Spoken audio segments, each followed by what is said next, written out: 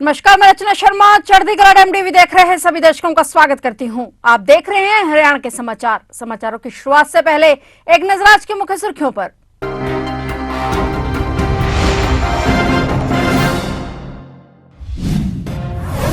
रोहतक पहुंचे CM Nayab Singh Saini. Jat college में Deenbandhu sir Chhotu Ram की जयंती पर दी श्रद्धांजलि। सीएम नायब सिंह सैनी का पगड़ी पहनाकर किया स्वागत। अरविंद केजरीवाल की ईसी आगे पेशी। पूर्व मुख्यमंत्री ने चुनाव आयोग को सौंपा जवाब। ईसी बोली जांच के बाद ही लेंगे फैसला। हरियाणा में 7 राज्यों की high level interstate meeting. Gangster, आतंकवाद, नशा तस्करी पर मंथन। पंचकुला में उच्च स्तरीय बैठक में हरियाणा डीजीपी भी शामिल।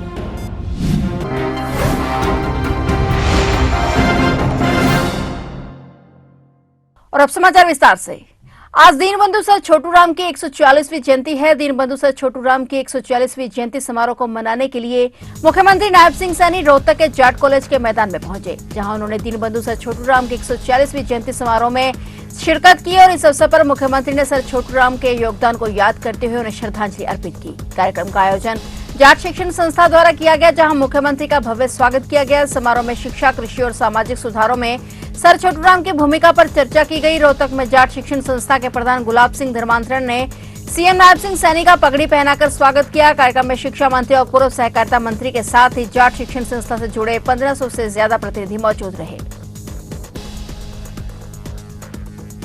दिल्ली के पूर्व मुख्यमंत्री और आम आदमी पार्टी के राष्ट्रीय संयोजक अरविंद केजरीवाल यमुना के पानी में जहर वाले बयान के मुद्दे पर चुनाव आयोग पहुंचे। यहां उन्होंने चुनाव आयोग को जवाब वाली चिट्ठी सौंपी। अरविंद केजरीवाल ने मुख्य चुनाव आयुक्त राजीव कुमार को लिखी चिट्ठी में कहा कि मेरी एकमात्र चिंता दिल्ली के लोगों का स्वास्थ्य और सुरक्षा है और मैं लोकतांत्रिक सिद्धांतों की रक्षा के लिए लड़ूंगा। बीजेपी के इशारे पर आप मुझ पर जो भी दंड लगाना चाहते हैं, मैं उसका खुले दिल से स्वागत करता हूं। उन्होंने कहा कि दिल्ली के लोगों को बधाई देता हूं, आज पानी में अमोनिया का लेवल कम हो गया है। आप संयोजक ने कहा कि दिल्ली वासियों को बहुत बहुत बधाई, हम सबका संघर्ष रंग लाया। दिल्ली में जो जहरीला पानी भेजा जा रहा था वो बंद हो गया है। उन्होंने कहा कि अगर हम आवाज नहीं उठाते और संघर्ष नहीं करते तो आज दिल्ली की आधी आबादी को पानी नहीं मिल पाता। हमने दिल्ली को बहुत बड़े पानी के संकट से बचा लिया है। वहीं अरविंद केजरीवाल द्वारा जवाब सौंपने के बाद चुनाव आयोग की भी प्रतिक्रिया सामने आई है। इसी ने कहा कि हमने केजरीवाल के बयान को ध्यानपूर्वक सुना है और अब जांच के बाद ही फैसला होगा।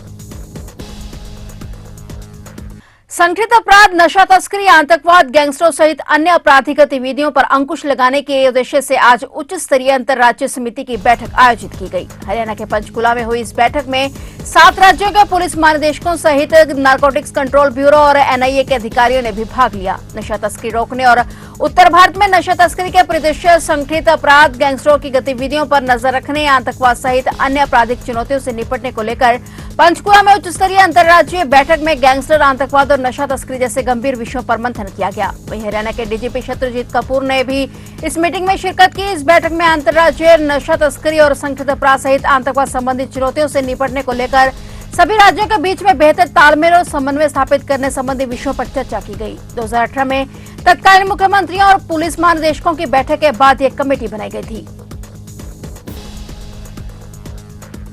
हरियाणा में कच्चे कर्मचारियों के लिए अच्छी खबर सामने आई है। हाईकोर्ट ने कच्चे कर्मचारियों को पक्का करने का फैसला सुनाया है, जिसमें कहा गया कि सभी कर्मियों को 2003 और 2011 की नीति के तहत 6 महीने के अंदर रेगुलर किया जाएगा। हालांकि हाईकोर्ट ने यह भी स्पष्ट किया है कि 1996 की नीति के तहत अब किसी भी कर्मचारी को नियमित नहीं किया जाएगा। बता दें कि हरियाणा सरकार के विभिन्न विभागों में हजारों की संख्या में कॉन्ट्रैक्चुअल कर्मचारी काम कर रहे हैं, जिन्होंने नियमित करने की मांग को लेकर हाईकोर्ट में याचिका दाखिल की थी। इन याचिकाओं में दशकों से नियमित करने की मांग की थी। इस पर हाईकोर्ट ने अब अपना फैसला सुनाया है और कहा है कि तय प्रक्रिया के तहत नियुक्त सभी कर्मियों को 2003 और 2011 की नीति के हिसाब से 6 महीने के भीतर नियमित किया जाए। मुख्यमंत्री नायब सिंह सैनी ने बजट 2025-26 के लिए पानीपत में कपड़ा उद्योग के प्रतिनिधियों के साथ बजट पूर्व परामर्श बैठक की। इस मौके पर उद्योग और वाणिज्य मंत्री राव नरबीर सिंह भी उपस्थित रहे। मुख्यमंत्री ने कहा कि कपड़ा उद्योग जगत के साथ जो विचार विमर्श हुआ है और सुझाव लिए गए हैं, उन्हें आगामी बजट में ज्यादा से ज्यादा शामिल करने पर पूर्ण रूप से विचार किया जाएगा, ताकि उद्योग जगत प्रदेश सरकार द्वारा बनाई गई योजना का पूर्ण रूप से लाभ उठा सके और रोजगार के ज्यादा से ज्यादा अवसर पैदा किए जा सके। मुख्यमंत्री ने कहा कि उद्यमी अपने सुझाव सरकार द्वारा बनाए गए पोर्टल पर या लिखित रूप में भी दे सकते हैं। उन सुझावों के आधार पर प्रदेश को सामाजिक आधारभूत ढांचे और आर्थिक रूप से मजबूत बनाने के लिए बजट में नई योजनाएं बनाई जा सके। प्रदेश सरकार द्वारा टेक्सटाइल को आत्मनिर्भर बनाने के लिए नीति बनाई गई है। इस चर्चा में विभिन्न उद्योग संगठनों के करीब 15 प्रतिनिधियों ने भाग लिया और मुख्यमंत्री को अपने सुझाव दिए। सीएम ने कहा कि लघु उद्योगों को बढ़ावा देने के लिए प्रदेश सरकार लगातार काम कर रही है। आज पानीपत में टेक्सटाइल से संबंधित हमारी यहाँ इंडस्ट्री है और हमने सभी चैम्बर ऑफ कॉमर्स के जितने पदाधिकारी, हमारे प्रमुख इंडस्ट्रियलिस्ट, ऐसे सब लोगों से हमने सुझाव आमंत्रित किए हैं कि हम बजट के अंदर उसको समाहित कर सके, जिसका लाभ हमारे पानीपत इंडस्ट्री को तो मिले परंतु इससे पूरे प्रदेश के लोगों को भी लाभ मिले। अलग अलग क्षेत्र में, चाहे एग्रीकल्चर है, चाहे हमारा स्टार्टअप है, चाहे इंडस्ट्री के लोग हैं, चाहे टेक्सटाइल इंडस्ट्री के लोग हैं, चाहे हमारी ड्रोन दीदी है, हमारी बहनें हैं जो सेल्फ हेल्प ग्रुप की बहनें थी, हमारी आंगनबाड़ी की, ऐसी महिलाओं से भी हमने सुझाव आमंत्रित किए हैं ताकि इस बजट के अंदर हर वर्ग को ध्यान में रखते हुए उनके सुझावों को समाहित किया जा सके। हमने पोर्टल के ऊपर भी अलग से लोगों के सुझाव आमंत्रित किए हैं। लगभग 9000 के करीब में लोगों के सुझाव हमारे पास आए हैं और भी लोगों ने हमें सुझाव दिए हैं। उन सबको हम इस बजट के अंदर समाहित करेंगे, जो अच्छे सुझाव वो होंगे। पंजाब और हरियाणा के शंभू बॉर्डर पर चल रहे किसान आंदोलन के बीच एक और किसान की मौत हो गई है। किसान की जान हार्ट अटैक आने से गई है और किसान का नाम प्रगट सिंह है, जो अमृतसर के गांव कक्कड़ तहसील लोपोके का रहने वाला था। किसान 2 एकड़ जमीन का मालिक था। वह अपने पीछे अपने परिवार को अकेला छोड़ गया है, जो शुरू से ही शंभू मोर्चे से जुड़ा हुआ था। वहीं किसान नेता सरवण सिंह पंदेर ने किसान की मौत पर दुख जताया है।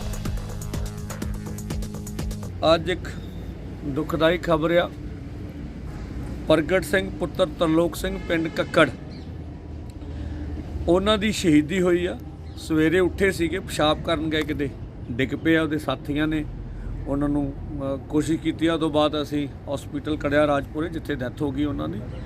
तो लगभग 40वीं शहीदी होनी है। हुण देखदे आ भी मोदी सरकार किन्नियां क जानां होर लऊगी किसानां दीयां। सो मोदी सरकार नूं चाहीदा किसानां मजदूरां दीयां मंगां नूं प्रवान करके मसलिਆਂ ਦਾ हल करे। उन्हां दे परिवार नूं बनदा पंजाब सरकार 5 ਲੱਖ ਦਾ मुआवजा देवे, सरकारी गैर सरकारी नौकरी योग्यता अनुसार उन्हां दे परिवार दी, और उन्हां दा सरकारी गैर सरकारी कर्जा माफ। ये 2 एकड़ दे मालक सीगे। बेटियां उन्हां दियां विआहियां होईयां, बेटा अनमैरिड आ। ये जिला अमृतसर आ, पिंड हैगा कक्कड़।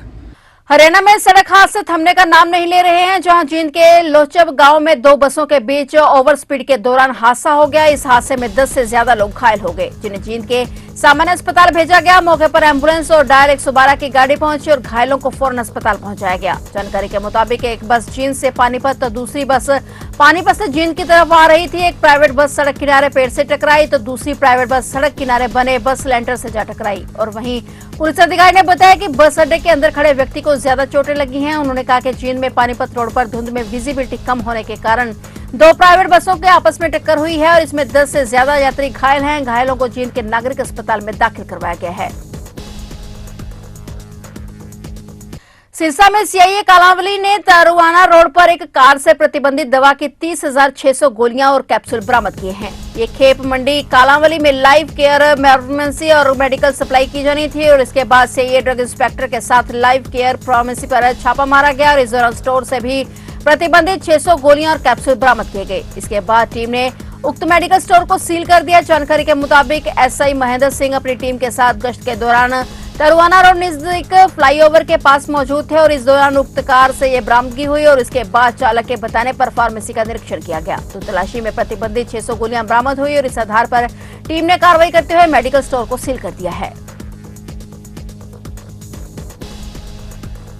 राष्ट्रमंडल खेलों के स्वर्ण पदक विजेता मुक्केबाज मनोज कुमार ने संन्यास का ऐलान कर दिया है। मुक्केबाज मनोज कुमार हरियाणा के कैथल का रहने वाला है। अब वह नई पारी की शुरुआत करेंगे और मुक्केबाजों को कोचिंग देंगे। 2 बार के ओलंपियन मनोज 2012 लंदन और 2016 रियो दी जेनेरियो दोनों में ही प्री क्वार्टर फाइनल तक पहुंचे थे और मनोज कुमार ने कहा कि किसी भी एथलीट के लिए खेल को अलविदा कहना बेहद भावुक पल होता है। बताया जा रहा है कि मनोज ने अपने मुक्केबाजी करियर 1997 में जूनियर स्तर पर शुरू किया था और 2021 में पटियाला में राष्ट्रीय खेल संस्थान से कोचिंग डिप्लोमा हासिल किया था। चोटों और चयन मुद्दे पर राष्ट्रीय महासंघ के साथ विवाद के कारण उनका करियर गोल्ड कोस्ट राष्ट्रमंडल खेलों के बाद थम गया और वह इसके बाद किसी अंतर्राष्ट्रीय टूर्नामेंट में नहीं खेले। कैथल के इस मुक्केबाज ने कहा कि अब मैं 40 साल का हो गया हूं तो यह सोच समझकर लिया गया फैसला है क्योंकि अंतर्राष्ट्रीय नियमों के अनुसार एमेच्योर प्रतियोगिताओं में हिस्सा नहीं ले सकते।